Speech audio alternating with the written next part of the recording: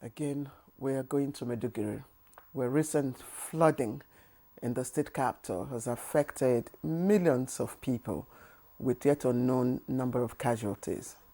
So devastating, Claire. The flood was caused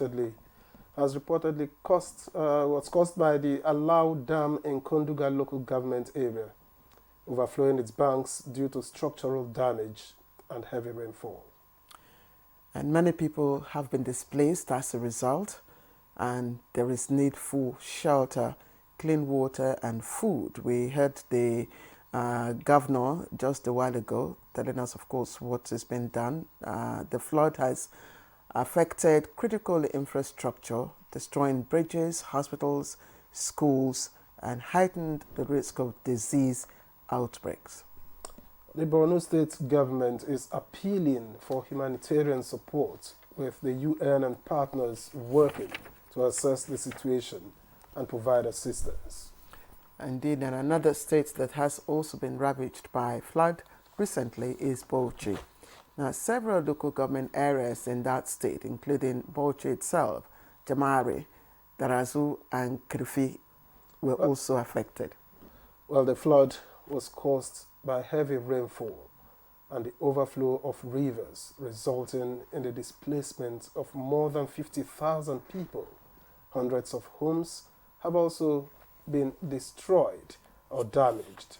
Now, when we say 50,000, of course, that's conservative. That's at the beginning, because at the moment, the Borno State government is talking about affecting more than 1 million people, which has now affected food security, critical infrastructure such as bridges and roads. The damage now increased risk of waterborne diseases, as well as loss of livestock and property. Absolutely devastating. But the Bauchi state government says it has declared a state of emergency and has also appealed for humanitarian support, just like Borno. The National Emergency Management Agency, NEMA, and other key players are also working round the clock to provide relief materials, shelter, and most importantly, medical aid to affected communities and people. The flood has highlighted the need for improved flood management and control measures in the state, including the maintenance of dams and waterways and the implementation of early warning systems to mitigate the impact of future floods. And so today on Good Morning Nigeria again, we will be looking at the challenges of flood management, the adequacy of disaster preparedness, and stories of resilience from affected communities. Yesterday on this program, we talked about how we can utilize excess water, and I'm sure that, Victor, some of those guests, we're here to also talk about what can be done, to prevent, future, devastations from flooding, as has been the case. So today we invite you to join us as we once again navigate the complexities of flood and emergency response in our country. We will also explore the ways forward for a more disaster-resilient future. Welcome to the program. I am Claire Adelabu Abdurazak. And I am Victor. So let me also welcome you to today's program. We are reaching you on the network service of the NTA. We're playing host to Chukwudi Okolubaja shortly for the newspaper review, but that will be after we get highlights of the news from Comfort Amodu. Good morning, Comfort. What's in the news? Good morning.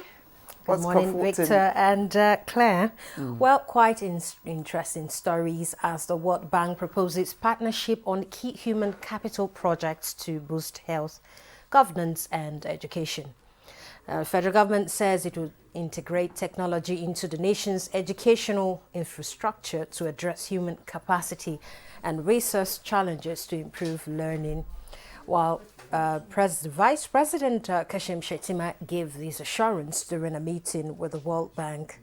Nigerian team led by the country director Ndame Diop at the presidential villa, Abuja. Delivery of services at the facility level, making sure that the resources, financial resources, go all the way down to the facility and are utilized, making sure that the healthcare workers and the teachers are not only recruited in good quality, but also are present to deliver those services. We are very enthusiastic about the reaction of the Vice President. The Vice President mentioned how this is important for the President and has really encouraged us to implement this, work on this program and finalize it, implement it as soon as possible. And now to Borno State, where Governor Babagana Umar Zulum has personally provided provision of relief to victims of Maiduguri flood disaster at a designated camps within the metropolis and environs. The governor was accompanied by top government officials, including members of the National Assembly and state government officials. Distribute food and non-food items to all of them. So far, so good. We have mobilized cooks, and they have started cooking food in this camp. So these are immediate palliative measures. And as a follow-up, the Northeast Development Commission has promised to work with relevant government agencies towards providing immediate relief assistance to victims of the disaster that ravaged most parts of Maiduguri, the Borno State capital. This is after an assessment tour of the areas affected by the management team of the commission headed by the Managing Director, Mohammed Goni Al-Khali. As an interim measure, the commission will liaise with the state government as well as NEMA to provide temporary relief to victims pending full investigation and assessment of the situation. And the Managing Director described the incident as unfortunate and advised residents of flood-prone areas to exercise great caution and avoid such areas for their own safety. And reports from the affected areas indicate that flood waters have receded and displaced residents are currently returning to their homes. And now to enhance public health, the House of Representatives says it would promote the enactment of laws that will encourage local sourcing of medicine to enhance public health in the country.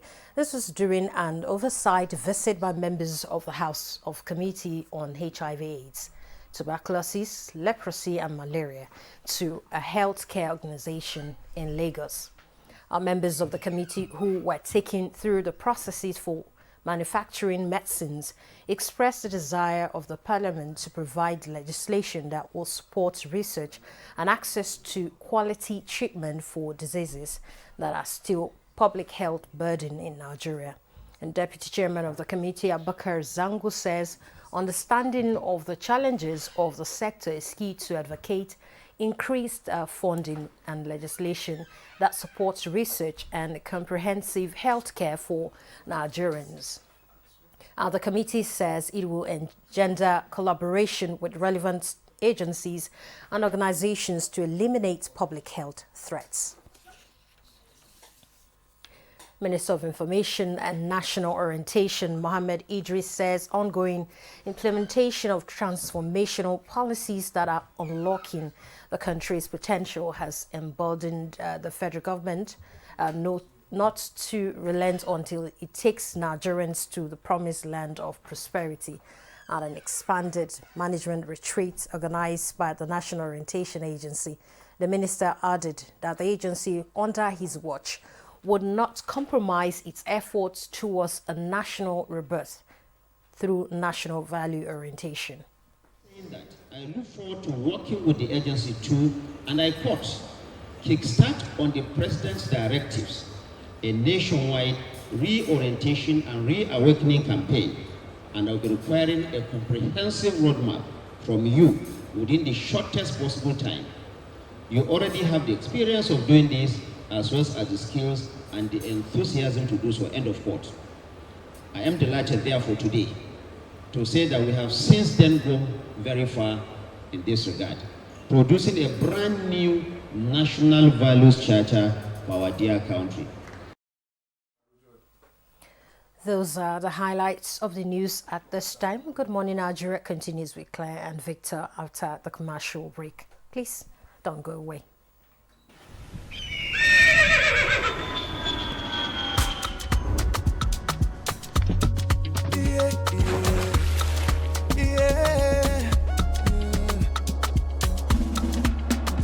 From the Atlantic across the savannah to the Sahara, we rise land of the free, we know they tire. We dream great, our spirit is undying. Resilient, rooted like palm tree. We sway in colors, with undying demand. We bet solutions, we ignite passion, yeah. Each ethnicity is unique, we have more than destination. We are Nigeria, strengthening unity. We know they carry lives. We are Nigeria, together live the dream of a land with great destiny. We are Nigeria. I am the real Nigerian. Brought to you by the National Orientation Agency, NOA. The new Milo 3-in-1 Milky and Creamy is truly milky and contains calcium. No need to add milk for that rich, creamy cup, which helps to nourish and energize your kids. I'm the photographer Black Milk. I have an exhibition in 8 weeks about how things get better with time. Darling Natural Twist inspired me. I'm seeing how the twists blend with her hair over time, how she actually feels more confident. She's really more beautiful every week. That's definitely worth celebrating. Darling Natural Twist. Twists that get better every day, just like you. Bye, Mom. He's going to play in this weather.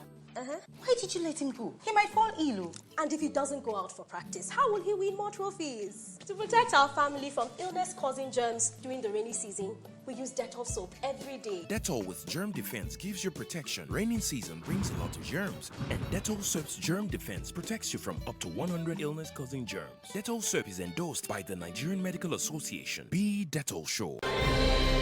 A new edition of TV Guide is out. This time, we got up close and personal with a transformational legislator, the Deputy President of the Senate, distinguished Senator Barrow Jibrin. It created a difference in terms of representation through interventions that have brought an unprecedented infrastructural development to my area. This edition is a compendium of mind-blowing stories for your reading pleasure, ranging from technology, entertainment, economy, media, politics, family, and lots more. It is indeed a park of excitement as we take you through every aspect of life. Pick up your copy and get abreast with issues and trending features within our space. TV Guide, very incisive, very educative and compelling. Grab a copy at the vendor near you or any NTA station nationwide. TV Guide, your indispensable companion. We must all join hands to work hard so that we build a country for our grandchildren. My hope is that we develop as a nation where every citizen is given his due right. There is transparency, honesty, and integrity. Put the interests of this country first and foremost. Interest of Nigeria is being one nation, one people.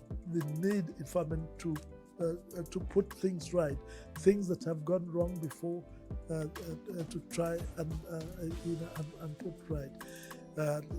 For this, for the love of country.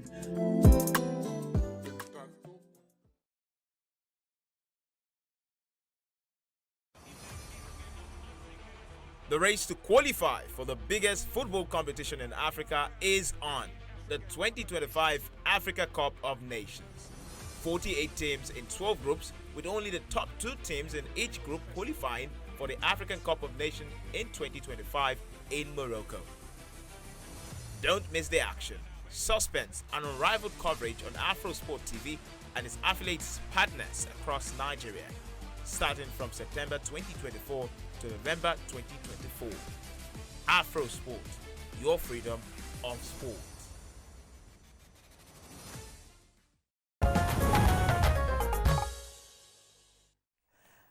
Welcome back. Thank you for joining us once again on Good Morning Nigeria, and it's live on the network service of the Nigerian Television Authority, NTA. Now it's time for newspaper review, and that will be coming up shortly.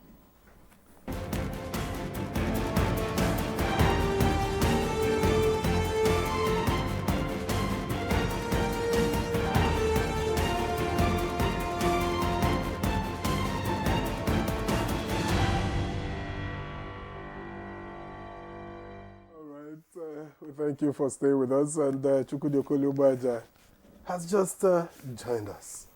It's a pleasure to see you. And make a remarkable observation.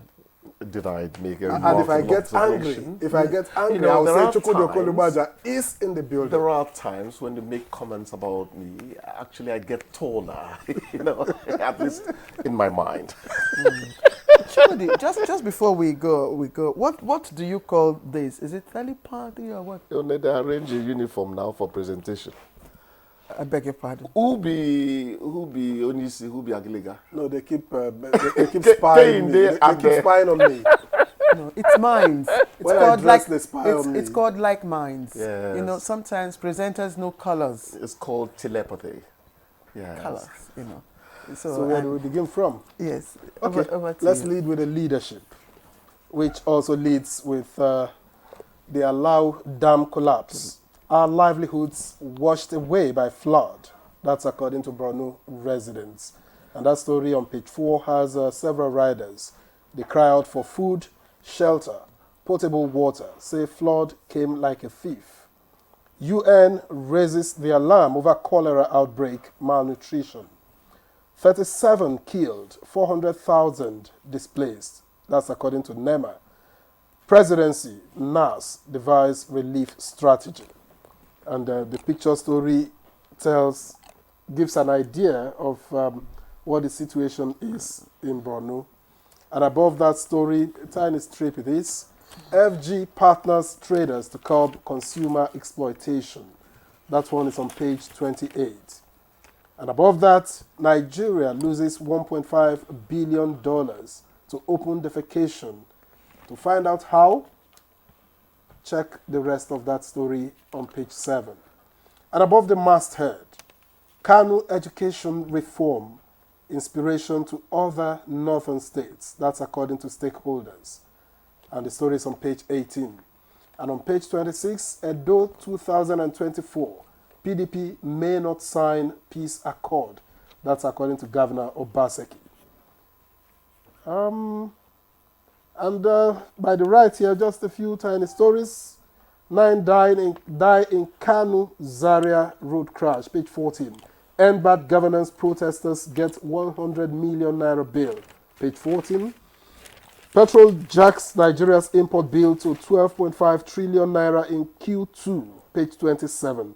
And 10 die, 3 injured in Oyo header farmer clash, page 23. Let's get you to the blueprint. And the blueprint has a couple of stories different from the one we've already read. On flooding, Pandef raises the alarm over imminent dangers in coastal states. APC, Akpabio, Abbas urge FG, states on humanitarian challenges. IGP deploys 35,000 personnel, 8,000 others, bans vigilante corps. Obaseki kicks as parties sign peace accord today. INEC tasks EFCC, ICPC on vote buyers. And Oba of Benin orders spiritual cleansing. That's in relation to September 21 Edo Guba. And just below the nameplate, Ajero, don't endanger UK-Nigeria relations. Ex-envoy warns UK TUC. Page 6. And on business, okay, let's leave business. Let's talk sports. I'm still in charge of Super Eagles, Eguavon declares. Page 32. And terrorism, providing cover for other criminal activities in Nigeria. CDS, that's Chief of Defense Staff. That story continues on page 8. I think we should leave it here so that there's nothing there is more. Nothing more to You don't read. read and finish. There's more. Nothing more to read. Okay, I think the only story I'll take from the Nation is the lead story, and it's also on the flooding and the devastations. It says President Tinubu okays 108 billion naira for states to tackle flooding and erosion, and 1 million people displaced by Maiduguri National Calamity Dam burst. I think that's just about it. Other stories Victor had read, but there's also an interesting picture on the front page there, and that's the picture of the Nigerian Army truck evacuating trapped victims of the Maiduguri flood. You see them, you see the members of the Nigerian Army there helping one of the disabled victims right there. And maybe I should even start on that note, Chukwudi, to say well done to our Nigerian Army and of course all the responders, who have rallied round, the victims in Maiduguri and other places where there's severe flooding, have taken place. NEMA, civil defense, paramedical staff, but I particularly mentioned the army yesterday. Apart from defending the nation's territorial integrity, the army, when I say the army, I'm talking about all the forces, are also known to come in at times of calamity. That is when you know that the engineers of the engineering corps of the army can raise a bridge within 24 hours. May God bless them. Yesterday, I had reason to beat our chest again when I said we stopped the wars in Cameroon, in Sierra Leone and Liberia. Yes, there was this label ECOMOG, but we know who funded 3/4 of that effort. So I really praise them. And now that you mention it, going to those floods, really, 37 killed, 400,000 displaced. And that's coming from NEMA. So the figures are authentic. It tells you how devastating. Is that in Maiduguri or Bauchi? No. I'm talking about the Allow Dam. Yes, please. I switched that. No, but it's a different thing. If you say 400,000 displaced, more people are affected. Yes, because the figures. More people are affected. The Borno State government is claiming 1.something million. That's why I was. Those of us who live where water is not really a menace. My part of Delta State, Seluku, is not really. But gully erosion is beginning to take over the town. But the point I want to make is this: you don't really get to know what the force of water is. I went to look at some of my farms, at the weekend. Ordinary stream where I won't cross. My second phone got damaged by water. Little stream flowing, pushing Chukwudi down. The elements, whether it's sun, whether it's wetness, honestly, when they descend on you, at the extreme, only God knows the kind of calamity that happened to our brothers and sisters. Just to say that they need succor. That's what I'm leading up to. Whatever anyone can do to help those people, let us do it. The elements, when they get angry, it's something to behold. And just to clarify again, with your statistics, since we're going by, national authentic institutions, those so are NEMA I think we figures. should go with NEMA. And we've just been told now that NEMA is, putting out 30, is it? 30 lives. 37 is quote, and NEMA is being credited here. 37. Well, what we have coming from us says NEMA 30 lives lost. So I think we should stick to that. It's okay. Yes. It's okay. It's a fluid situation. Lives were lost. Yes. There are actually some dead bodies that might not have been picked up. So there's always a little haziness at the edges or on the edges of things and situations like this. But again, the 108 billion President Tinubu has approved to tackle flooding and erosion. Now, you see, again, yesterday, Professor Adanu was here, and he told us efforts recommendations that have been made via research and, researchers. And they have come up with solutions, that both short-term and long-term solutions, both at the national and sub-national levels. Yes. So it is, advisable that the sub-national governments, team up with these national water resources, get this document, check the recommendations, and know what to do. Claire. They said we are not short of what to do, but it's doing them that's the problem. Claire, we are only reciting an annual ritual. Exactly. The Chukwudi Okuli in me, which obviously is a Tinubu fan, having seen what is happening, contests with the journalist in me over certain things. So I want to ask, the journalist in me is asking, are those reactive funds from the president when we should have had proactive funds to fight flood? That's the journalist asking the question now. You see, when we know that calamity looms, we should move ahead to fight it. Now, some of these flood problems are not something that even we like a lot of Turenchi. I don't hear states and local governments anymore. It's subnationals I hear. We get obsessed with words. These funds are funds that you need the World Bank to assist you in getting to effectively tackle it. So it's not just our governments here. How much are we reaching out to the outside world for such help? Because that is the magnitude of the problem.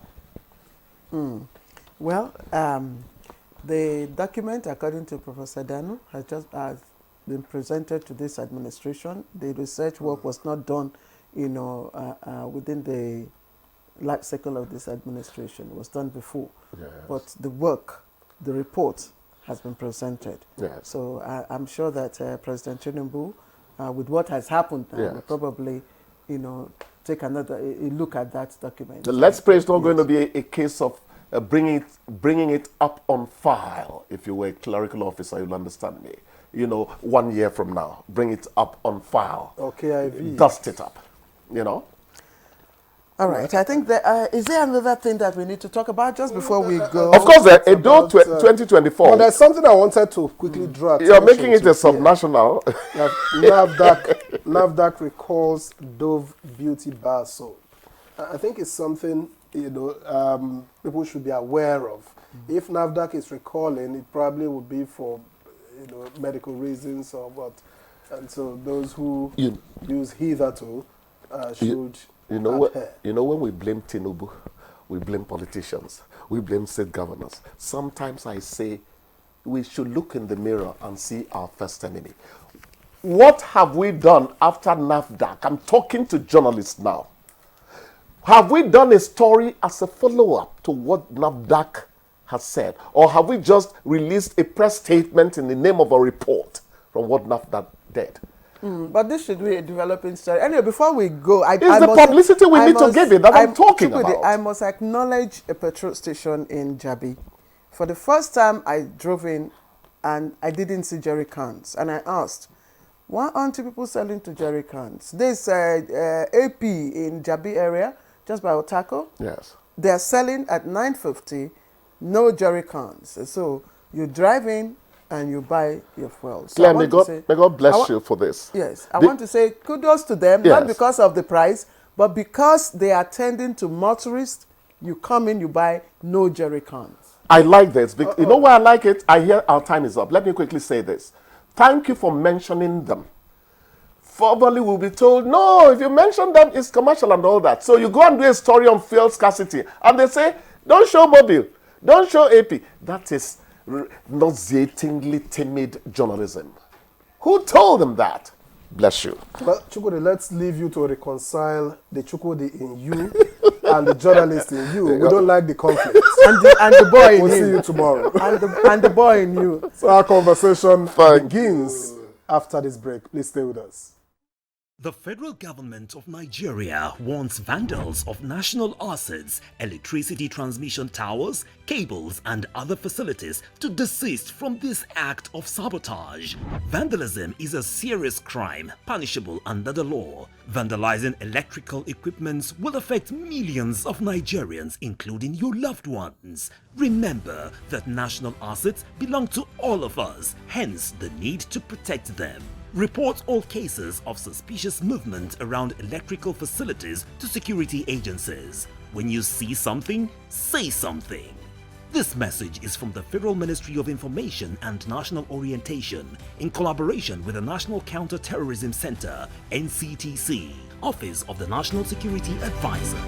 NTA Television College Jos, with a pedigree of producing indelible professionals in the media space and an affiliate of the prestigious Ahmadu Bello University, Zaria, for the award of degree in mass communication, calls on prospective candidates to leverage on the following courses it offers for 2024-2025 academic session. BSc Mass Communication, those with minimum admissible score of 180 and above who sat for the 2024 JAMB/UTME and direct entry, while 100 to 179 minimum admissible score can apply for the National Innovation Diploma NID in Film and Television Production, Broadcast Journalism and Television Engineering. For more inquiries, visit our website or call 0803 383 4343. Announcer, Registrar.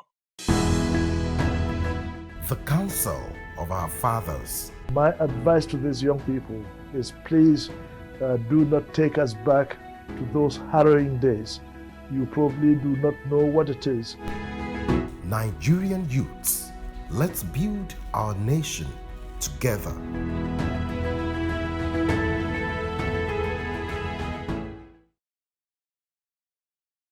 Audience, are you ready?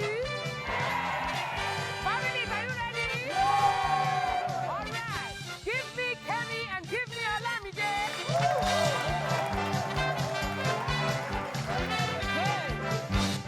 Mention a reason a woman might cut her hair. She wants a new look. Daniel. Okay, so Daniel is my guy's guy, my boyfriend. Hey! Woo! Come on, let's go. I'm done. Len. God, man. How long have you two been dating?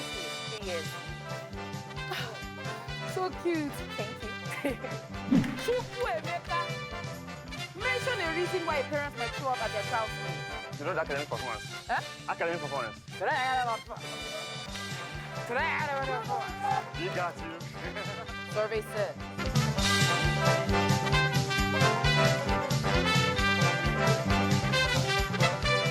We all get that party where they get your back anytime or day. E go carry a matter for head like say na your own. Na so GoTV tanda for your side as your party for correct enjoyment. We not a tear pocket. For this GoTV Super Plus Golden Window, you fit touchlight all the 380 Premier League games, correct local shows, and better film. We day for you. Make your sharply upgrade or recharge your GoTV on top Super Plus to enjoy every today.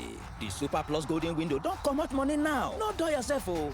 GoTV. Love it. Nigeria means a lot to me. And Nigeria means peaceful cohesion. My country. We continue to pray and then hopefully we will come to understand that unity of purpose, unity of living together. Our ethnic beliefs and background and culture is our strength. Ever since the amalgamation period of 1914 to date, about 109 years ago, the people of Nigeria live very peacefully with one another. I think diversity helps a lot to enhance robust development in Nigeria. All over the country, you have so many ethnic groups, over 250. That is enough to tell you that this is a blessed country, and that God has kept, together as one indivisible entity.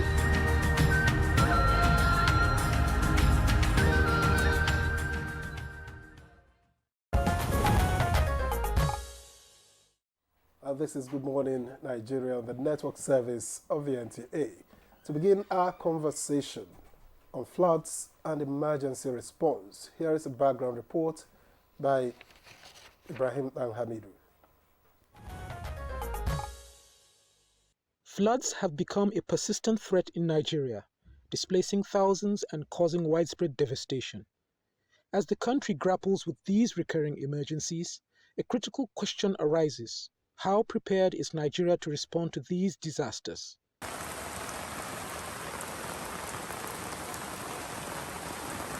Nigeria's geographical location in West Africa makes it vulnerable to flooding, particularly during the rainy season. However, the issue extends beyond rainfall. Climate change, inadequate urban planning, and insufficient infrastructure have exacerbated the situation, making it even more challenging to mitigate the effects of flooding. Although Nigeria's emergency response system has shown improvement, it still requires significant development. Addressing the root causes of flooding and enhancing disaster preparedness are crucial steps towards building resilience. The National Emergency Management Agency, NEMA, leads the country's disaster response efforts.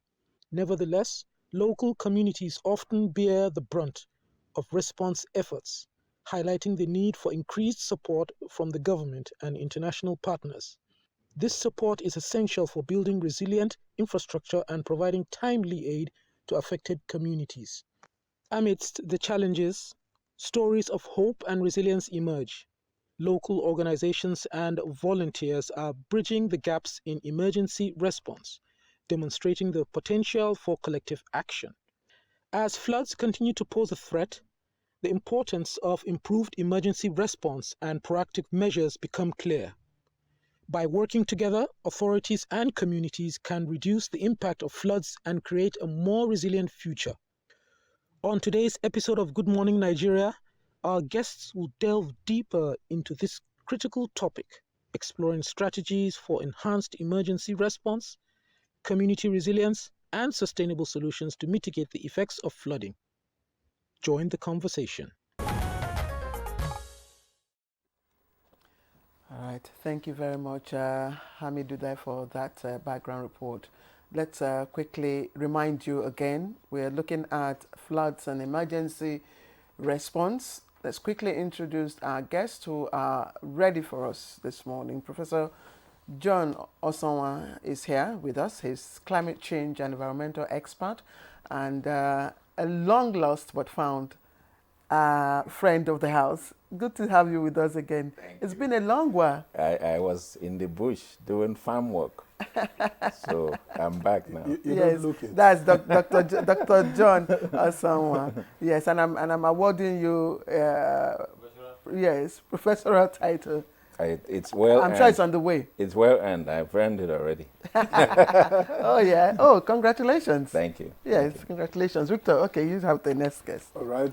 From our Maiduguri studio in Borno State, let me welcome Professor Usman Tar, the Honorable Commissioner for Ministry of Information and Internal Security in Borno State. Prof, it's a pleasure to welcome you to Good Morning Nigeria yet again. Thank you and good morning. Okay, we also have another guest, but once we are able to establish connection with him from Bauchi, we'll be able to introduce him properly. And just to also say that we're expecting NEMA officials to also join us for this very crucial conversation on the emergency response to disaster. So let's quickly begin from Maiduguri, and where we have the Commissioner for Information, Professor Usman Tar. Honorable Commissioner, we're glad you are able to join us for our conversation. Can you give us the exact picture of what's happening? We hear that the water is receding. Some victims are making their way back to their homes. And what's the response like now? Thank you very much. The floods have affected over 1 million people, and immediately the flood started, the Borno State Committee on Flood moved into action, So far, over 50,000 people have been moved to safe grounds, while few are still trapped. And thank God, in the past 24 to 36 hours, the water has started receding and people are being prepared to return back to their homes. On this note, the Borno State government wishes to thank all the agencies and individuals that supported us in this difficult period. So there is relative calm in Maiduguri metropolis and Jere. Yesterday, the governor and a very powerful team went round all the camps and high grounds where people are seeking shelter and provided food and non-food palliatives and cash support to each individual that was affected by the flooding. Commiserating with the government and people of Borno State, on the, lots of lives in this very devastating incident. And but can you give us an idea of the response? What's the response like? How have the people rallied round to assist, apart from what the state government is doing? Responders like NEMA and other non-governmental agencies, have they also been part of this rescue efforts? Yes, we have received support from federal agencies and also development partners, especially NEMA. NEMA has always been supportive in our periods of emergency and in the period of insurgency. But we have also received support from our security agencies. The Nigerian Army, for instance, and Nigerian Navy too, they deployed their assets in order to rescue people from flood-prone areas to high ground. And our development partners too. Yesterday there was also a hot meal kitchen that was established by our development partners to provide hot meal to people in these difficult times. We have also received support from communities and from individuals that are on high grounds. People have opened their homes and their businesses for the flood victims to seek shelter. People have provided the little food that they have to those that are seeking shelter. So as we speak, a number of the displaced persons are seeking shelters in the homes and business premises of their relatives. But a lot more are seeking shelter in established camps, including Bakassi, Yerwa, Ali Sherif Primary School, Ashek Jerma Primary School, Mod Fanami Gubio Primary School along Gubio Road, Gubio IDP Camp, Teachers Village. These are all places where people have sought shelter, and all the facilities have been opened for them. And the Nigerian Air Force has also established a makeshift medical facility. So across the displacement space, government, non-governmental organizations, development partners have all brought their resources to bear in providing succor to our displaced communities. Thank you, Professor Tar. Thank you very much. But I'll stay with you. Reportedly, the flood has also led to escape of inmates from the custodial center there. How is this being managed? Thank you very much. It is not true that inmates escaped. What we learned was that the medium security prison, part of it collapsed. And immediately the Nigerian Army Operation Hardin K was invited. And the prison, the inmates were mustered before they could even escape. And all of them were transported to the maximum security prison located along Baga Road. So we are very grateful to the Nigerian Correctional Services and the Nigerian Army for taking prompt action in order to relocate the victims when the wall of the medium security prison collapsed. So that there was a very swift response, and there was no prisoner escape at all. What is also concerning with what has happened in Maiduguri is the outbreak of diseases and the impact on human health. And UNICEF and the World Health Organizations are particularly concerned about how this matter is being addressed. I'm not sure what the state government is planning to do in the short term. Thank you very much. The Borno State Ministry of Health and the Hospital Management Board, but also the University of Maiduguri Teaching Hospital, and also NGOs. They are working very hard to to overcome or to provide response to the challenges of healthcare, particularly the risk of the outbreak of cholera and also malaria. There is also the risk of contaminated waters and the shortage of clean water. We also have the risk of hunger and starvation. These are all risk areas. The Borno State government is working on the area of hunger and starvation by providing food and money that people would use to go and buy food, and survive.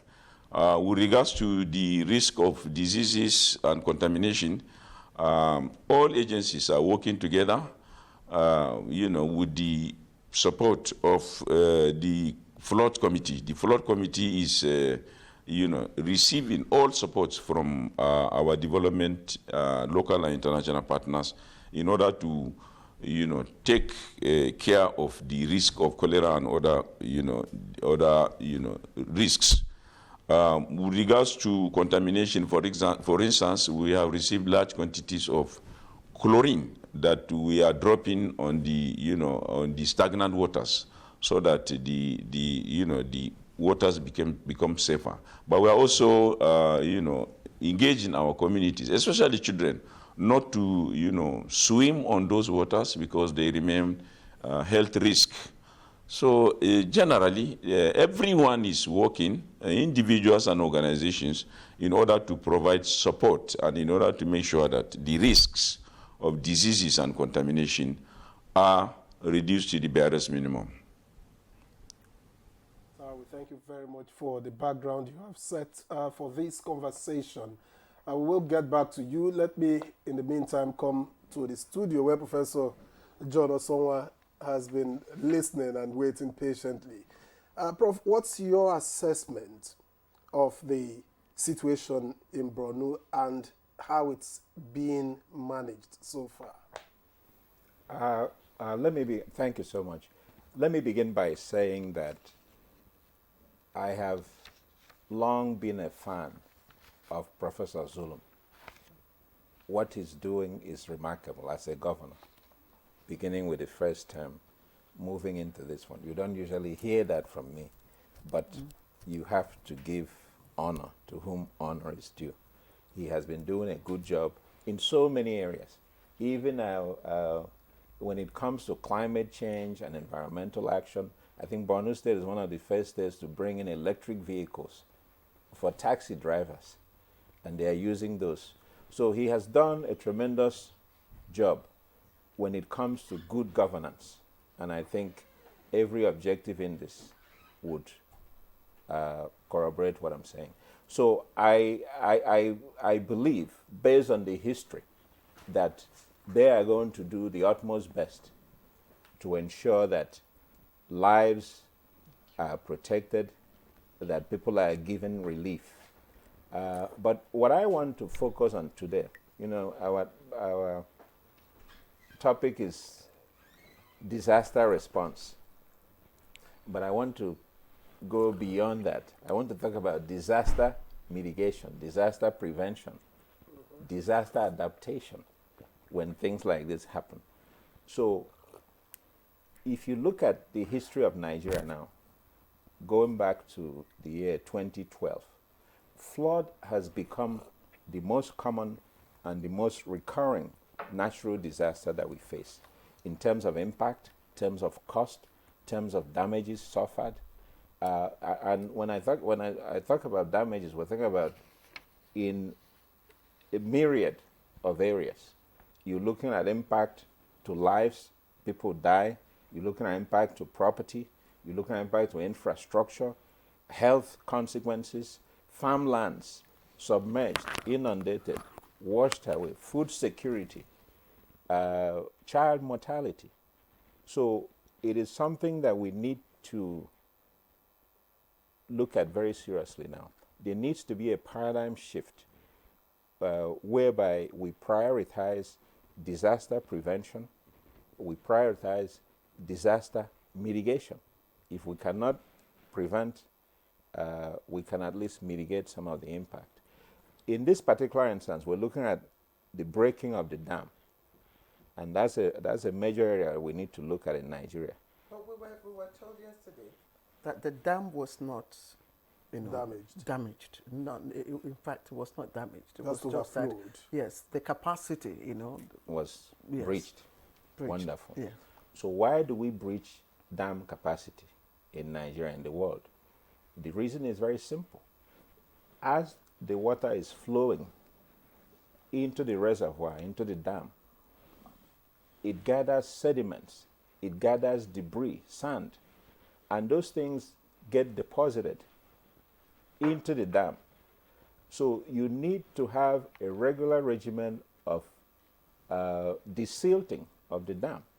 If you are not desilting the dam at regular intervals, you are going to have sediment buildup.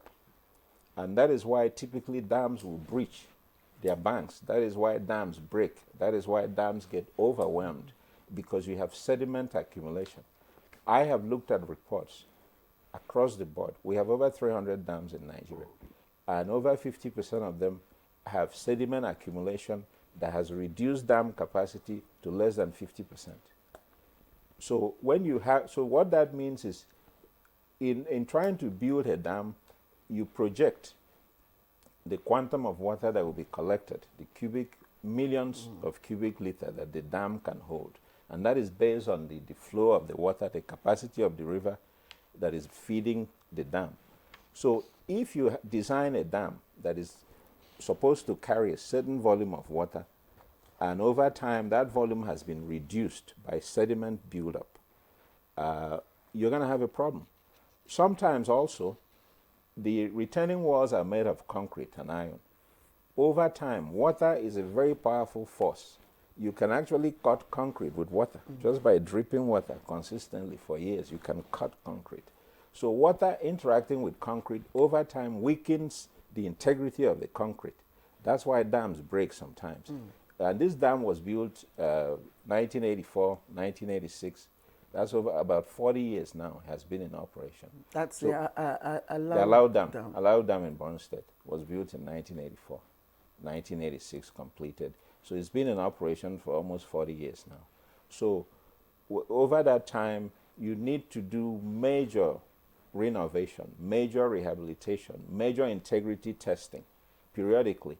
And I say this because back in 1994, there was another incident in Borno with reference to this dam, Alao Dam, in 1994, about 30 years ago. There was flooding in Borno. So what I'm saying is, not just with reference to this dam, but with reference to every other dam in Nigeria, we need to be proactive.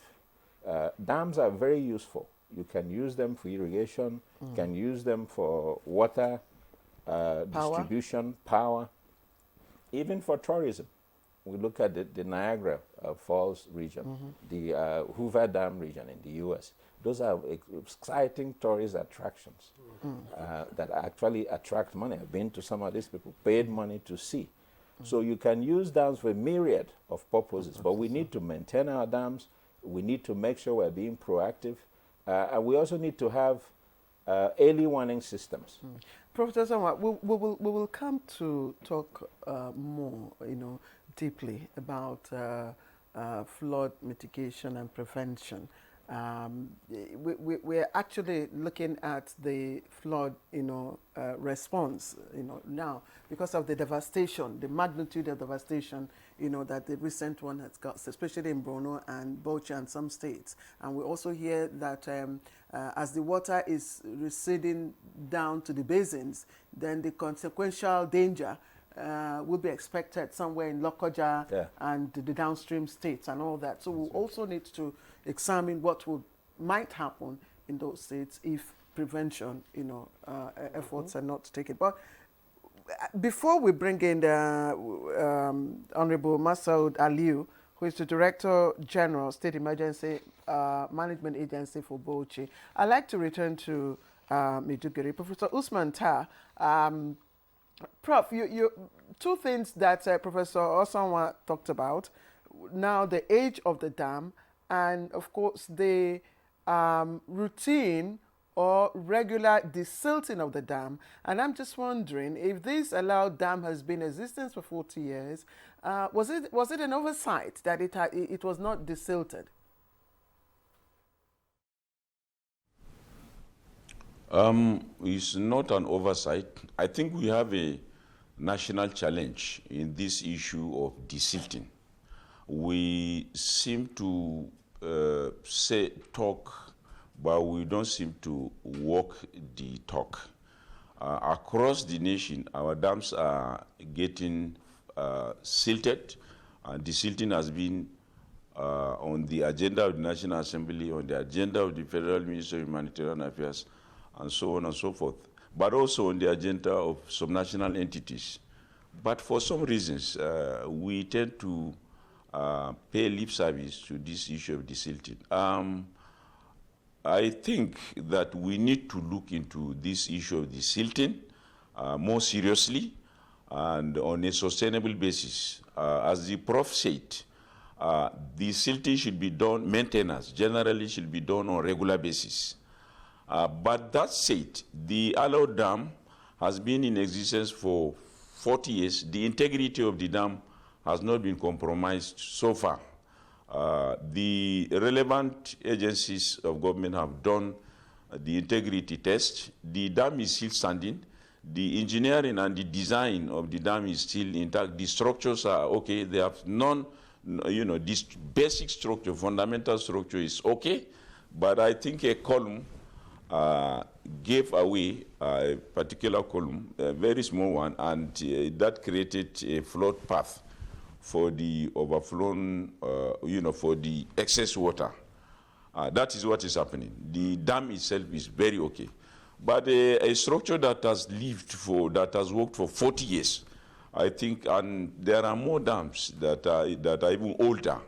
I think there is need for a national review of all our dams and a review of our desilting policy so that we move away from this tendency to talk a lot, but not to implement.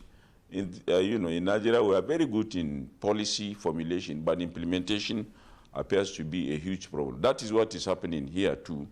Going forward, the relevant agencies should need to sit down and look at not only Alo Dam, but also all the other dams. Okay, thank you very much, Professor Usman Tar. Let's now head to Bauchi, where we have been joined via Zoom by Honorable Masoud Aliu, who is the Bauchi State Director General of the Emergency Management Agency. It's a pleasure to have you join us. Thank you, sir. Please give us a sense of the situation in Bauchi.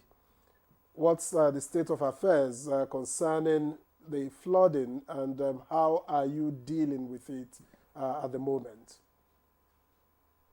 Well, as you are aware, now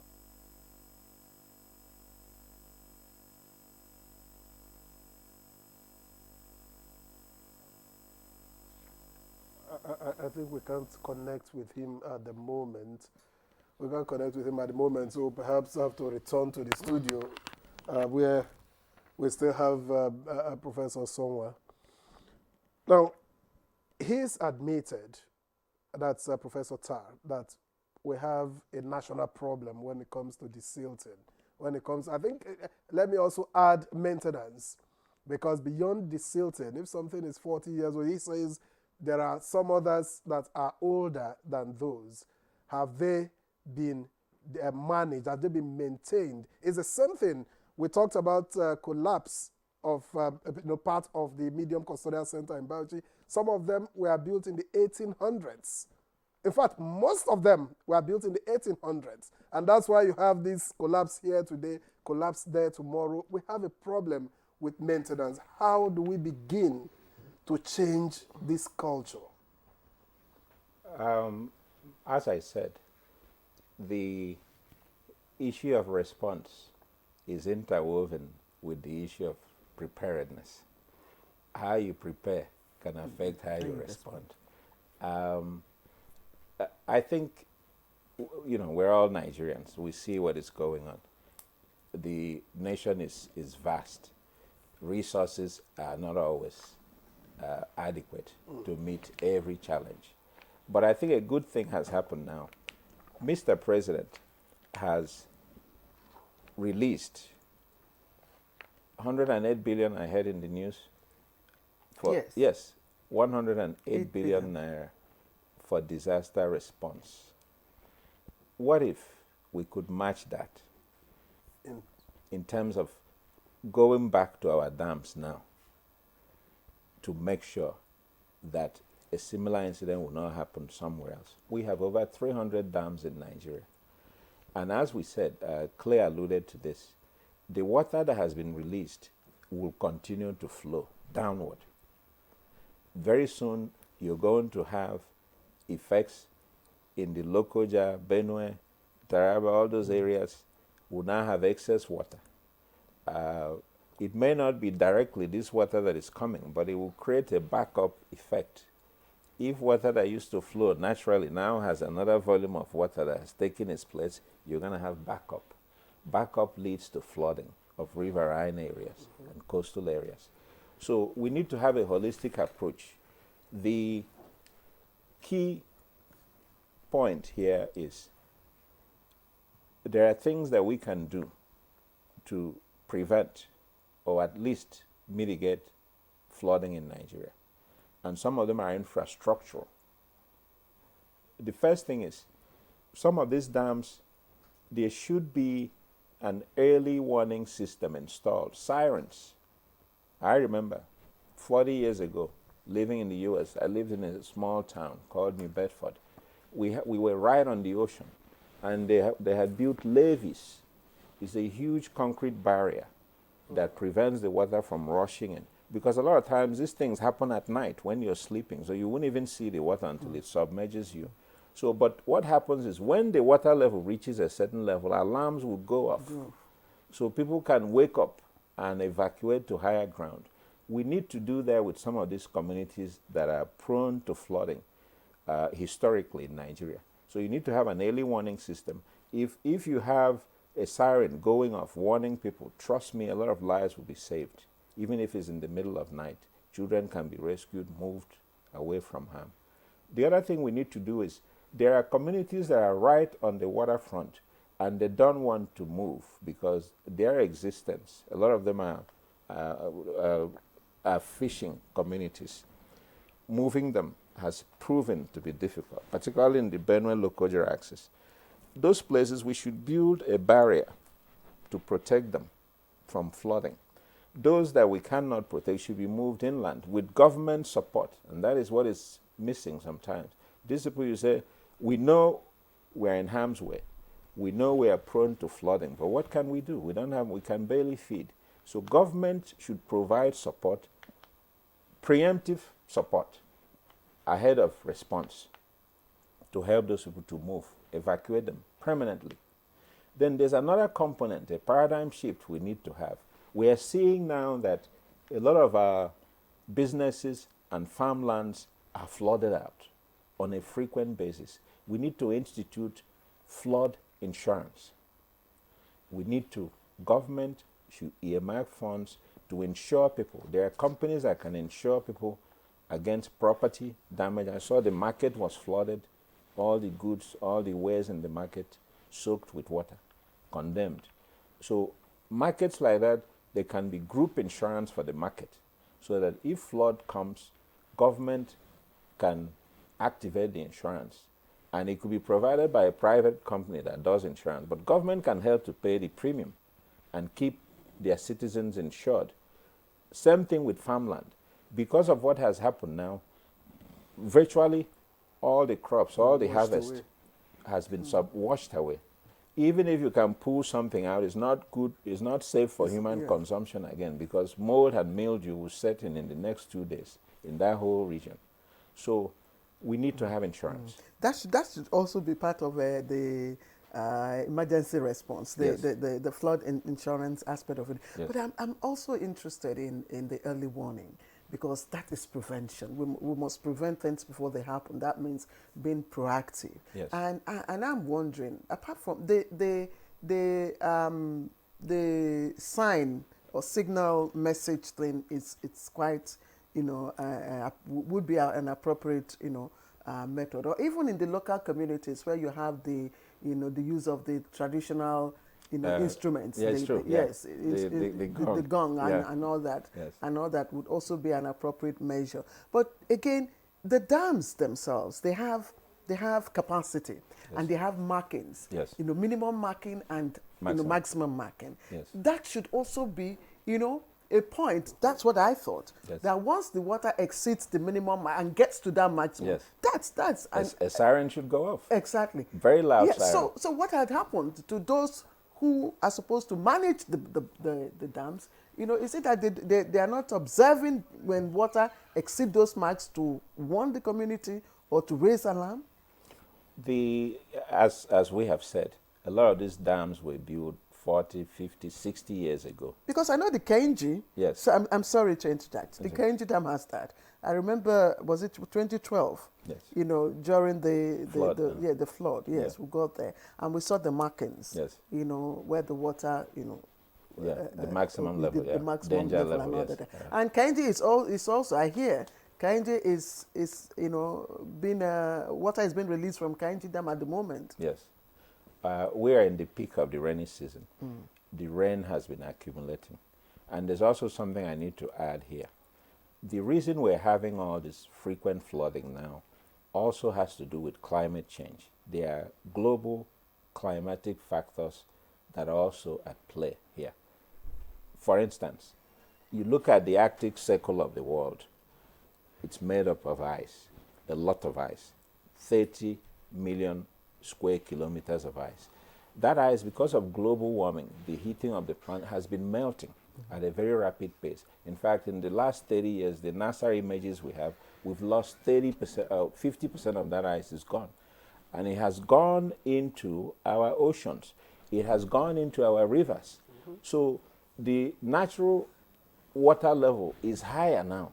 So what that means is you're going to have more accumulation in your dams.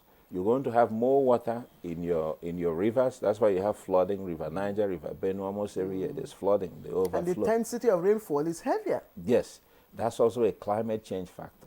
When the weather is hotter, evaporation of water happens at a more rapid pace. You pick up more moisture. And when there's excess moisture in the atmosphere, it comes back as rain or snow if you're in the US.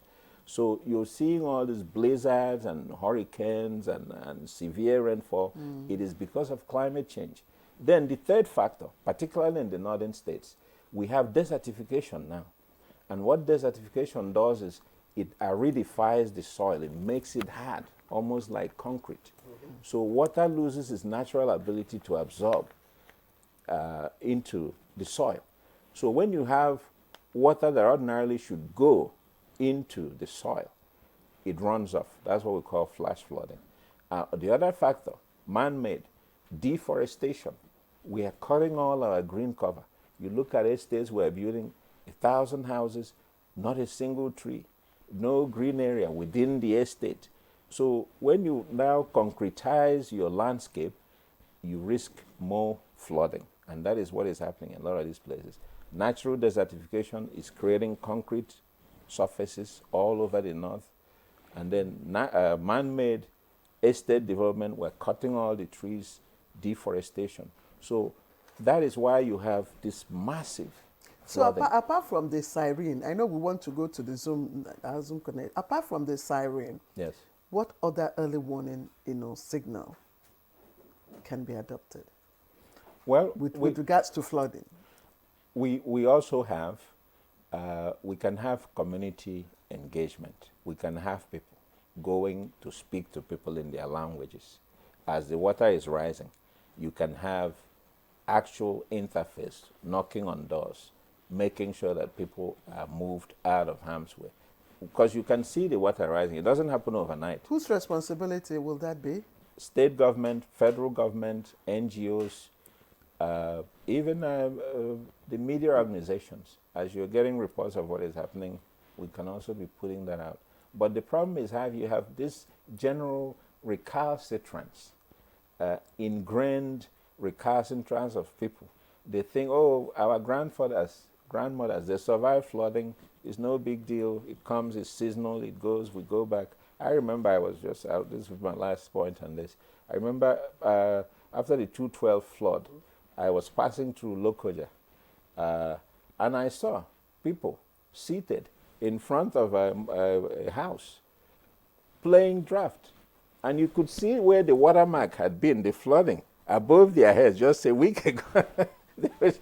They had gone back to... No, but because you also said they need support. Yes. You move to higher grounds with support. Yes. You understand? You saw what the Borno state government is doing. Yes. They have moved people to different, including the Bakassi camp and technical schools, and they are providing food items. They're also providing medics, and they're also providing all sorts of needs that the people would have. So if people are assured of, provision of their needs, the daily needs, they'll probably move. But when you ask them to just relocate, yes, you talk and you're not matching your talk with action. Well, that's because we tend to react when it happens, when it dawns on us. We now see, even if we keep saying there's no money, when it dawns on us, money comes. It's true. When there's an emergency, money comes.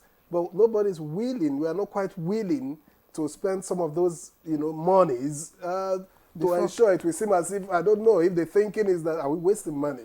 But let me get back to why we continue to hope that we can get clear signals to the DG Bauchi SEMA in Bauchi. Let me get back to Professor Usman Tar. How close are you to resettling? But since you say that the water has continued to recede, I think for 2-3 days now, how close are you to resettling the people back to their homes? Thank you very much. At the moment, we are looking at this matter very carefully. We don't want to rush to returning the people back to their homes until we have done assessment of those homes, until we are sure that the water has not only receded, but homes are dry and healthy for people to return back. This could be in the range of 3 to 4 days for homes that are on relatively higher ground, on medium-high ground. But for homes that are in low plains, this could take more, maybe a week, based on our forecast. And also based on our understanding of the rainfall pattern and the possibility of more rains. The past 3 days we have not seen rain, but we are also told that in the next few days there will be no rain.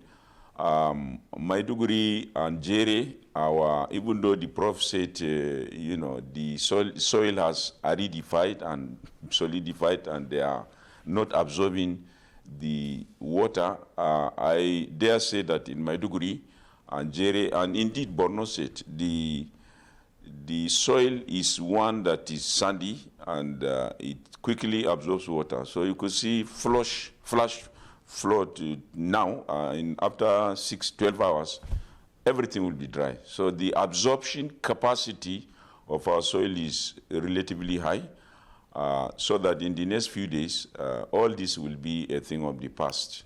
But as I said earlier, we don't want to rush to resettling people because the risk of contamination, the risk of diseases, waterborne diseases is still high in some areas.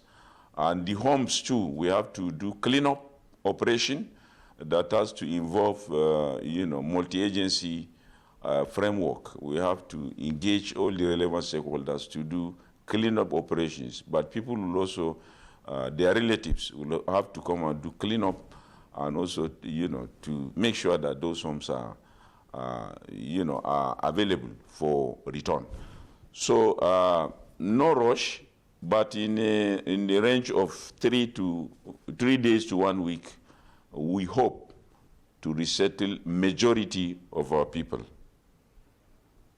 Well done, Honorable Commissioner, and we must also commend the state governor. Indeed, like Professor Osama, said earlier on, Governor Omar Zulum has been very proactive and active. We see, all that he does for the people of Borno State to ensure that, even the indigent, live a very comfortable life. But I want to ask you, we hear that the NCDC has also, raised a team of response team to Maiduguri. You want to confirm that for us. But talking about early warning signals, what constitutes early warning signals for you with regards to flooding? Thank you very much. Let me start on the issue of Governor Zulum's proactiveness. When the flood happened, he was away in Saudi Arabia, but he was monitoring the situation in real time. And he had already established a committee on the flood before he left. Don't forget that Governor Zulum is a professor of agricultural engineering, irrigation engineering to be particular. So he's, conscious of, environmental issues. And the flooding situation, we saw it coming days back when we realized that the rainfall pattern was on the high side. And of course, we were conscious of the age and the capacity of Alau Dam.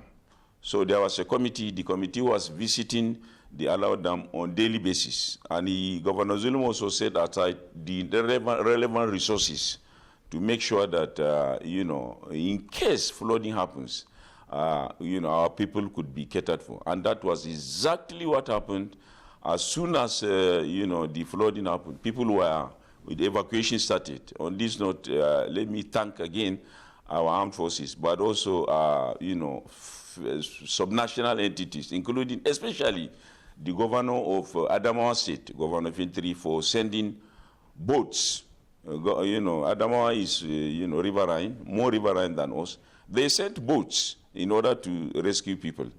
The Nigerian Navy too sent us boats, and we're actually using those platforms. And Governor Zulum was in the leading front, at the front, even while he was away. He arrived, the day after the flood, he arrived. And immediately he moved to action. He didn't even go to the government house. He started visiting the high grounds, the camps and the high grounds, visiting people, giving them psychosocial support. The following day, he was out, 5:30 in the morning, with all the commissioners and all our relevant stakeholders, visiting the camps, including those places where people are still trapped. And he set up, the government set up committees to be visiting those places where people are still trapped, pending their evacuation. So Governor Zulum is exceptional. He is a miracle to Borno State, and we are very grateful to God for that. Talking of the early warning, early response, well, we have a state early warning strategy, and that strategy pays attention to early warning in urban spaces and also early warning in the rural areas with regards to, severe climatic conditions. So for Maiduguri and Jere area where the Alau Dam was located, the early warning, in addition to the traditional, siren system that appears to be, not working properly, but we also had, as the Prof said, we also had the community early warning system, but also real-time monitoring of rainfall patterns and also of the, volume of water in the dam.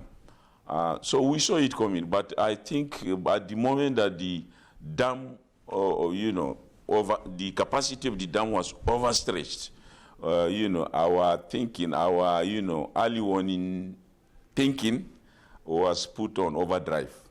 So I think early warning is something that we have to work on as a nation. In Borno State, the float has shown that our early warning, strategy was overstretched. So it's something that we have to sit down and work as nation and as subnational entities. Part of it is the engagement of communities, but also the use of technology.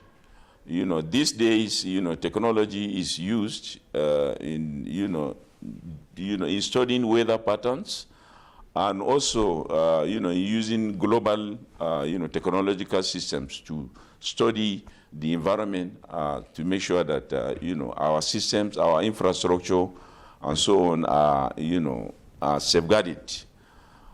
Dam is one of them, and the early warning system in Borno State, clearly was tested on this note, and as a government, we are working to improve our early warning and risk management strategy. Fantastic.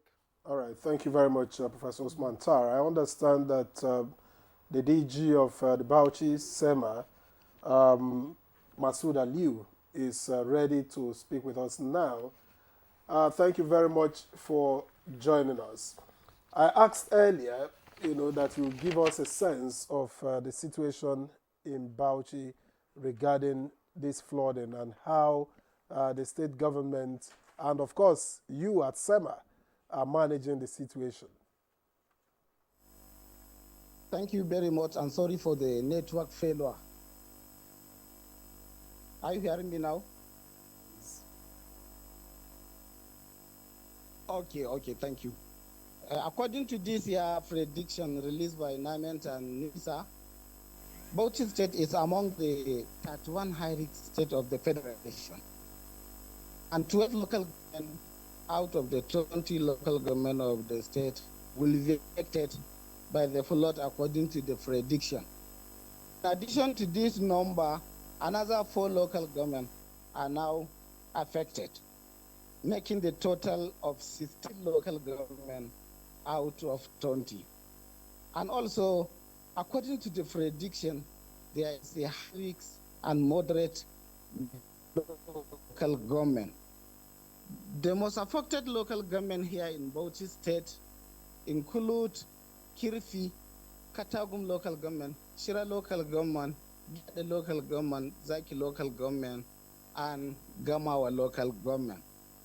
While the category B is Misau local government, Are, Dambam, Ganjua, Alkaleri, Bauchi, Toro, Warji, Itas Gadau, and Darazau local government. As a result of this devastating flood, we lost thousands of houses, thousands of farmlands washed away by water. Not only that, the road linking Azarai to Maiduguri is cut off, and the road linking Azarai to Jamare, that is Kano Road, is also cut off. The road linking the local government to Katagum local government is cut off. The road linking Shira local government to Azarai is cut off. The road linking Gamawa to Bauchi is cut off. And also the road linking Udubo to Potaskum in Gamawa local government is also cut off. Another road in Gamawa local government linking Gamawa to Alagar village is off. Also, another road in Gamawa local woman to Golol, State. 70% of the total land is now flooded. The road Barak Gombe in local government is now also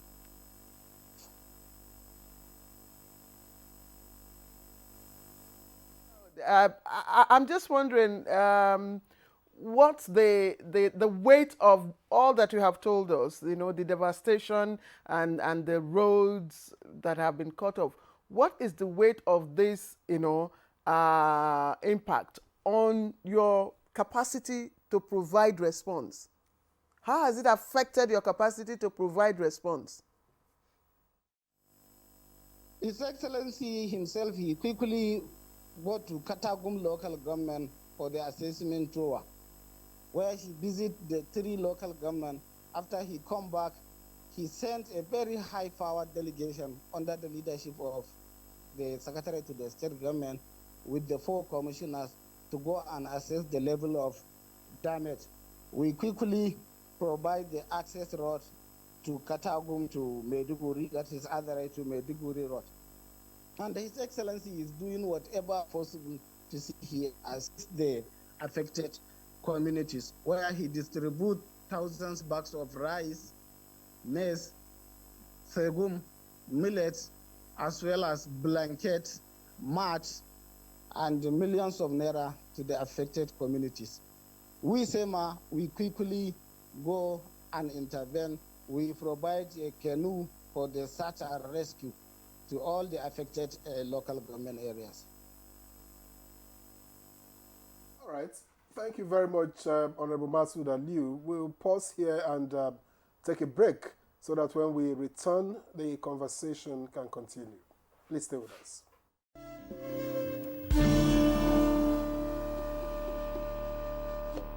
I think Amaka should just move out of the house. Yes. No. Standing out of the house is not the right thing to do. Oh, there you go again with your sentimental family stuff.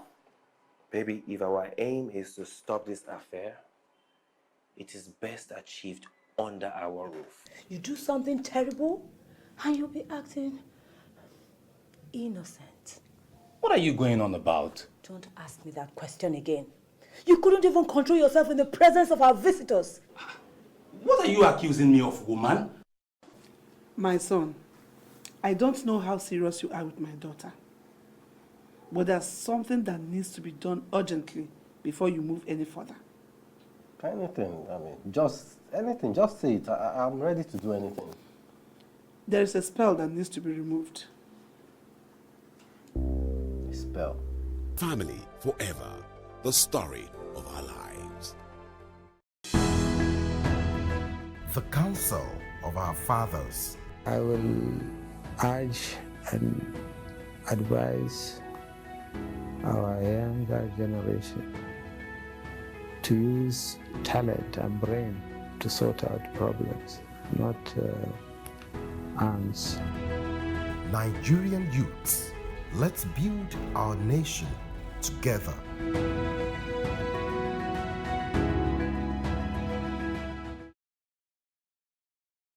We all get that party where they get your back anytime or day. E go carry a matter for head like say na your own. Na so GoTV tanda for your side as your party for correct enjoyment. We not a tear pocket. For this GoTV Super Plus Golden Window, you fit touchlight all the 380 Premier League games, correct local shows, and better film.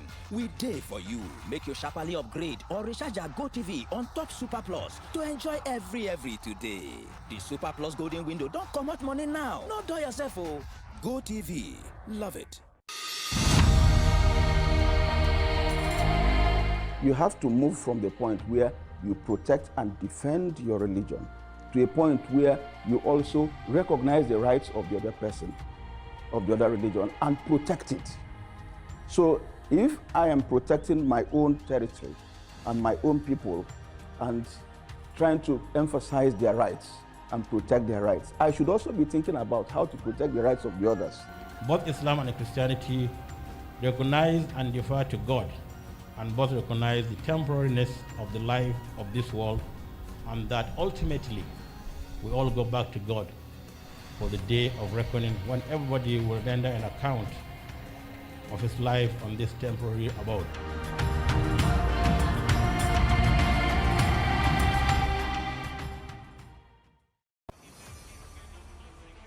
The race to qualify for the biggest football competition in Africa is on, the 2025 Africa Cup of Nations. 48 teams in 12 groups, with only the top 2 teams in each group qualifying for the African Cup of Nations in 2025 in Morocco.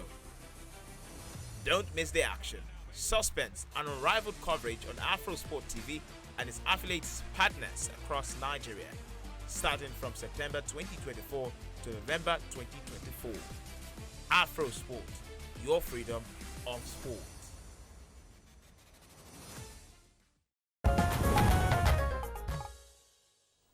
All right, thank you for staying with us. This is Good Morning Nigeria on the network service of the NTA.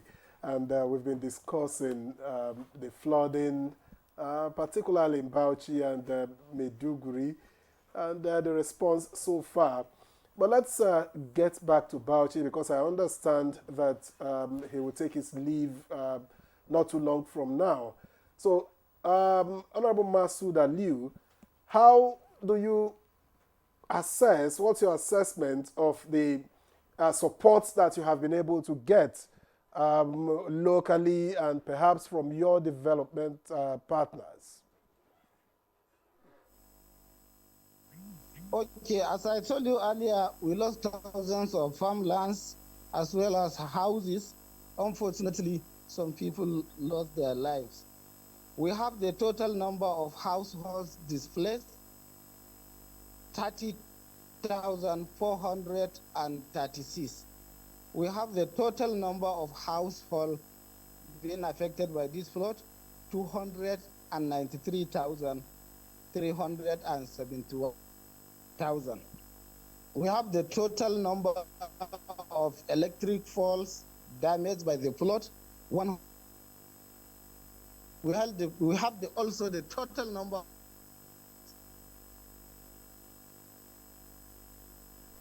Honorable Masood, actually what Victor is asking is whether you have received some form of support, from maybe other international partners, development agencies, federal agencies. Have you also received support, assistance from NEMA to enable you, provide relief to those affected communities?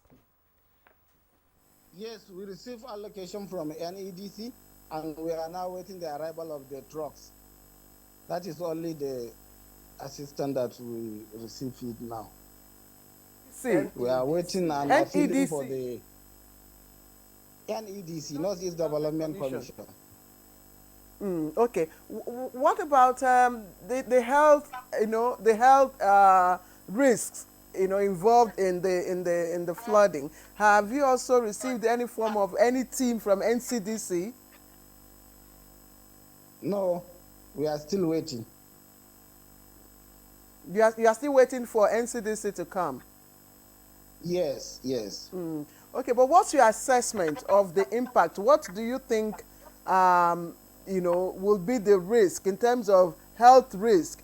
Is Bauchi at risk of maybe cholera, malaria, or any public health issue? Yes, there is no cholera, but the malaria are now disturbing our displaced peoples. It's only the malaria program we have here in Bauchi now.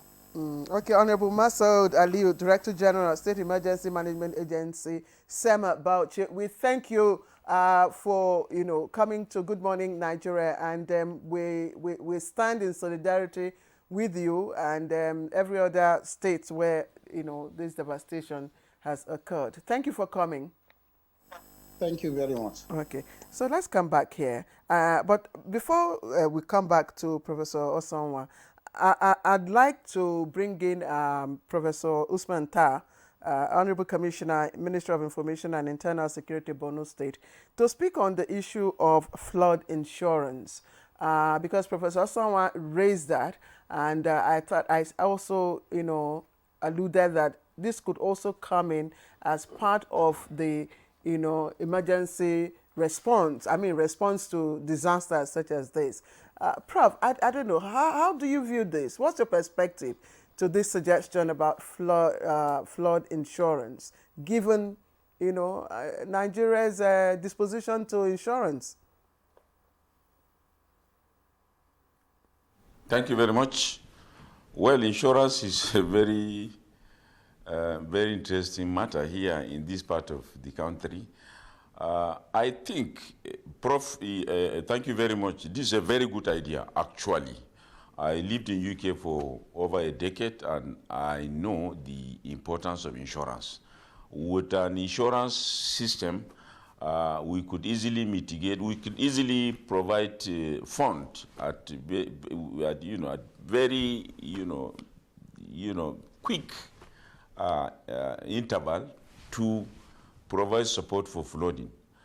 But in this part of the country, insurance is not, even if you institutionalize it, it may not sell.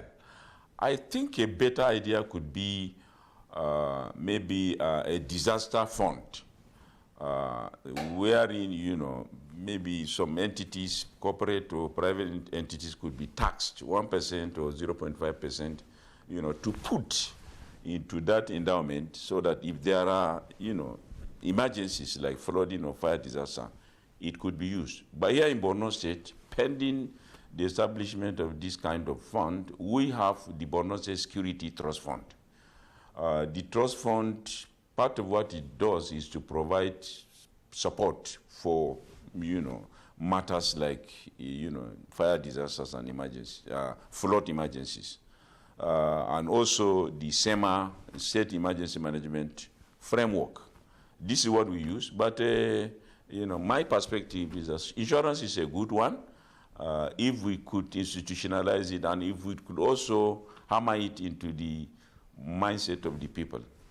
At the end of the day, with this insurance, private people can take up privately, but also the government and institutions can also, key in, so that the insurance policy can be useful. Insurance is good, but where governance works, where governance is stable, and where governance is sustainable, and where governance is working very well. In Nigeria, some of what we do, is on a haphazard basis. I think it's a good idea. It would sit down and work on it. But the alternative would be to, establish, flooding or emergency trust fund. But Victor, I think we have quite a number of funds. We have disaster relief fund. We have even, so these funds are already in existence. Prof, sorry, Victor. You want to comment on that? I concur, Claire. Nigeria has so many funds. ITF, NSTIF, yes.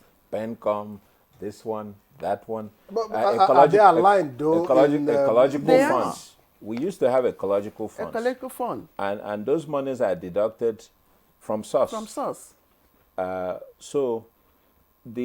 But stepping back, there is nothing wrong with having funds already earmarked for disaster before it happens.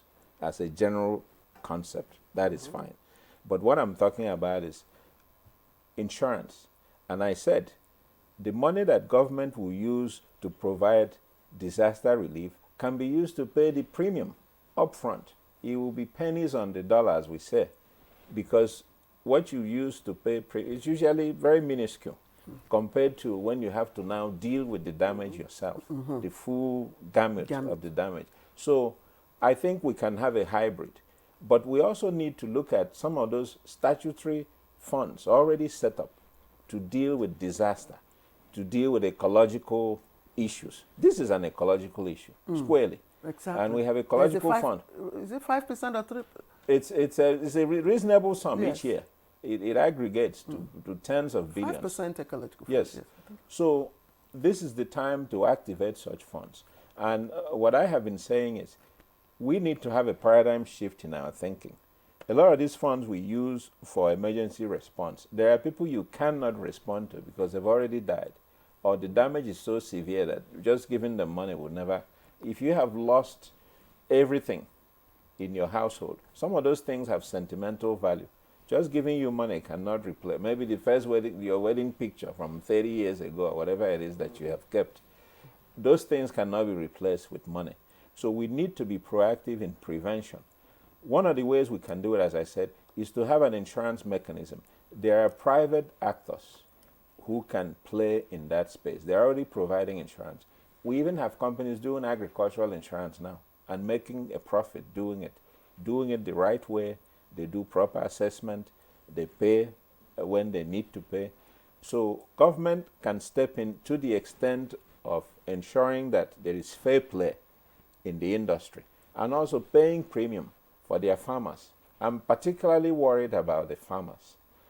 Yes, devastation to property is bad, but when you have an entire state or a vast portion of the state inundated, that is going to lead to food insecurity. It's going to exacerbate. We already have food insecurity in a lot of places. This will just worsen it. And then food prices, you look at what is happening now. Price of yam, 1 tuber of yam, 5,000. Now, if you have in that whole area all the yams damaged, submerged, what is going to happen to food prices? Everything will go up. The poor man will suffer even more. Women will suffer. Children will suffer. So insurance is a good way to mitigate what we know is going to be a recurring occurrence now. Because of climate change factors, we're going to have more flooding in Nigeria. I want that this will happen in 2012 because you're looking at the Arctic ice is still melting. That's why you're having flooding. And we can even look further south now. Places like Lagos are prone to more flooding now. You see videos every now and then, streets flooded because the ocean is higher. So the ocean migration into land is easier now. And that also happens in areas where you have dams, because to build a dam, there must be a water source that feeds the dam. So those areas are also prone to flooding. So government should earmark a reasonable chunk of ecological funds, reasonable chunk of intervention fund, response funds to dam rehabilitation and early warning systems. We talked about digitization of everything now. The setting up a siren system now doesn't cost very much. It's just an alarm system that is water sensitive. When water begins to go into a certain place, the alarm goes off. That's it. It doesn't cost that much. So all our dams could have an early warning system that is effective, in addition to the community outreach system. All right. Thank you very much, Professor John Osonwa. And I like that Professor Tar has also taken the challenge that they were going to look into insurance for the people in Borno. The only thing is that he said they are going to try to hammer it into the psyche of the people. I would rather suggest that you massage it into the psyche of the people so that there is no resistance. But by the way, let me ask how much of a learning curve this whole experience has been and how it is likely to influence how the Borno State government behaves going forward with regards to preventing situations like this. Thank you very much. Yes, it's been a steep learning curve, as you said. Well, we've learned our lessons. Going forward, we shall commence conversation on how to improve our early warning system, on how to improve on our disaster and risk management systems, emergency response, and issue of prevention that the Prof mentioned, but also issue of interagency collaboration. There is need for real investment in interagency collaboration so that we can economize resources and also not to duplicate efforts. We've learned that initially everyone was just, driving into the, taking the, platforms into all the nooks and crannies and provided whatever support they could provide. But later, we quickly called a meeting to, galvanize, to centralize, and also to see how we can develop. And we also took stock in those meetings, provided us with the opportunity to take stock from the perspective of each participating agency. So, within 24 hours, we've learned to, come up with a collaboration system. But I think these are all matters that we need to put into a solid, early warning system, or early warning policy, early warning, institution. At the moment, our early warning strategy is domiciled within the committee, but also within the SEMA framework. Another issue is this settlement pattern.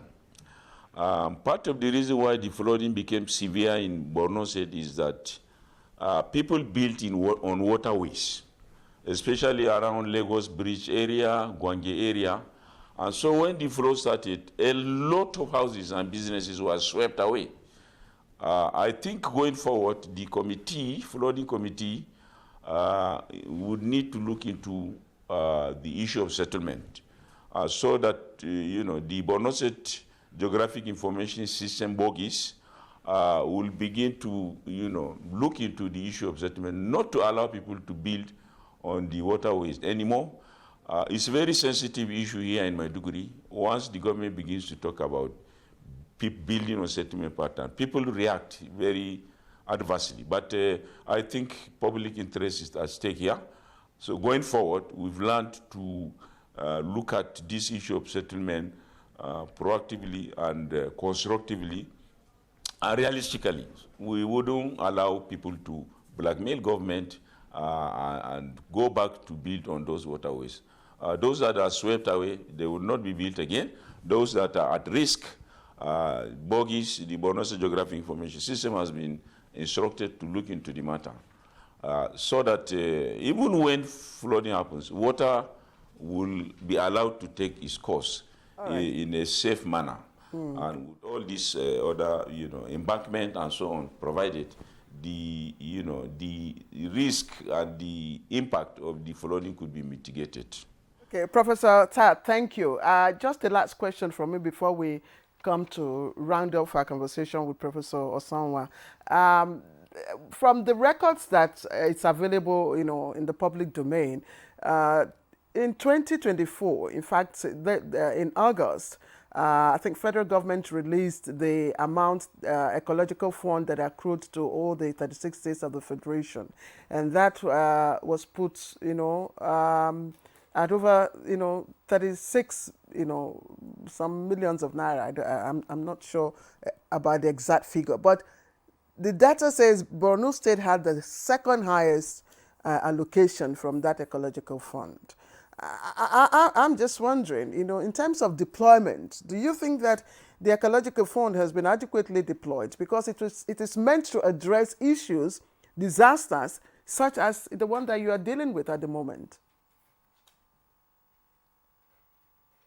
Very much. Borno is a very peculiar case in the sense that in addition to the natural disasters, we also deal with man-made disasters, particularly the insurgency. The insurgency has put a strain on our environment. We have, unexploded munition all over the place. We have agricultural systems that have collapsed virtually. The environment has taken a very heavy toll, the insurgency has taken a very heavy toll on the environment. The government invested the resources that are used to, salvage the environment to make it, conducive for people to, use it for agriculture and for sustainable livelihood. I would say that the resources were utilized properly, and they are still being utilized for, disasters. That is all I could say. I asked this question because you were calling for a separate, disaster fund. And it's just a reminder that we already have the ecological fund, which is supposed to address issues like this. And if Professor Osonwa is asking that, look, state governments can also explore the avenue of insurance. That will make things easier. But again, we're happy that you welcome the suggestion, and hopefully the action governor, Umar Zulum, will be the first to put this to use. I'm hoping on that. Okay. You just have to keep our fingers crossed. Now, Professor Osonwa, yes, as we gradually, wind up this conversation, what lessons are there for us to learn as a nation, and how should we begin to behave going forward so that we don't have this kind of, even if there are natural disasters and then, it goes a bit above what we are able to manage immediately, it's not going to be this bad because we adhere to early warning signals and we take preventive measures. Yes, there are 3 layers of responsibility here. We've focused largely on the federal and the state, but we also need to look at community and individual responsibility. You see, Professor Tao touched on a very important issue. People are building on floodplains. People are building on evacuation routes for water. And they do that because the land is very cheap. It's not even legal to build in those places. So you have people who are very, very stubborn. And because of but someone who approved it. I'm sorry. I was going to get to remember I said we have... And also because, to get a piece of land now, it's not... Yeah, exactly. So yes, people approve those places. That's what I wanted. Remember I said we have multiple layers of responsibility. So you have people who are pushing to come into rapid urbanization. That is the problem. Nobody wants to live in the village and farm like me. Again, they want to come to the city, Abuja, and live in the city. Unfortunately, the city is very expensive now. Everybody wants to wear a jacket, suits. So people will go into areas that are not fit for human habitation. Some of these slums and outskirts, somebody makes himself the landlord and partitions parcels of land for 50,000, 100,000. People are building in areas that are not designed for human habitation. So when the flood comes, it doesn't have the natural pathway to flow out. It backs up the community. So that's issue number 1.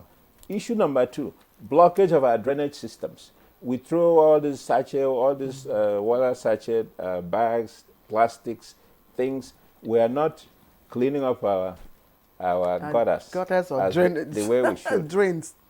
Estates should have a day designated for everybody to come out. Let us clean our drainage system so we don't get flooded. As in the days of old, environmental sanitation. Yes, they can do that. Well, I think we have to leave this conversation here. It's a fine place to leave it.